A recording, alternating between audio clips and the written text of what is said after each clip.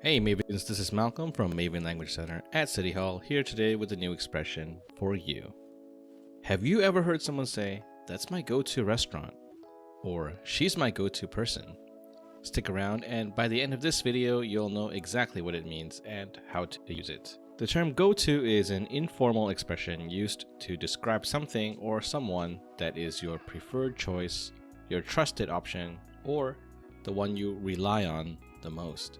For example, you could talk about a go-to person, place, or thing. Like Maven's is my go-to guide for learning English grammar. So when we say something is our go-to, it means it's the first and most reliable choice we turn to in a particular situation. Let's look at some more examples. Whenever I need advice, she's my go-to person. This restaurant is my go-to for delicious Italian cuisine.